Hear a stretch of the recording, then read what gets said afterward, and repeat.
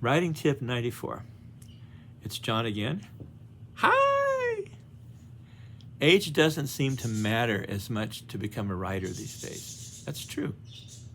As I was saying in the last tip, I saw somebody that's 10 years old and they're selling books. I don't know how many they're selling.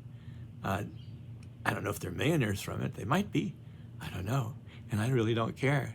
That's their thing. That's their luck. That's their fortune. That's their karma. That's another part of being a writer.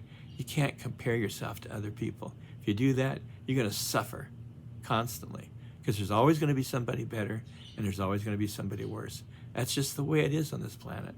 Our planet is like a school.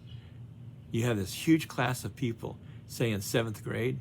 They don't all get A pluses. They don't all flunk. You got C's, D's, F's, A pluses, B minuses, C minuses. It's the same way with writers. Anyway, age doesn't seem to matter as much to become a writer these days. Not when anyone, and I do mean anyone, can publish to Amazon or other online publishers. It's very, very, very easy to get published. Writing has become for people of today, persons of today, like it was for me when I was younger with rock and roll during my time. A chance to get rich, relatively easy, to get notice, attention, and sexual partners. That's not why I'm doing it. I wouldn't mind getting rich. I'm not in it for the sexual partners. I think that's a waste of time, and it's using people, and I don't want to do that. Let's be honest with ourselves.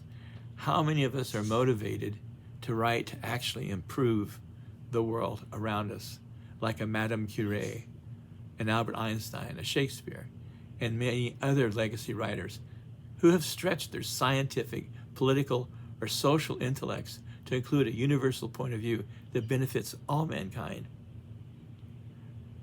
You could say there's shallow writing, somewhat shallow writing, intellectual writing, emotional writing, and then there's profound writing. Good writing is going to have a little bit of all of those things. I love J.K. Rowling's Harry Potter series, not just because it's fantasy and it's got, you know, the ghoulish guy kind of people in it and stuff. I love that, but her characters are real. I can relate to them. They're real people, and I know people like that in my own life. I've had people like that. I may be one of those characters in the book. I may identify with one of them, which one I won't say. But you're going to go, Dumbledore? No. Maybe.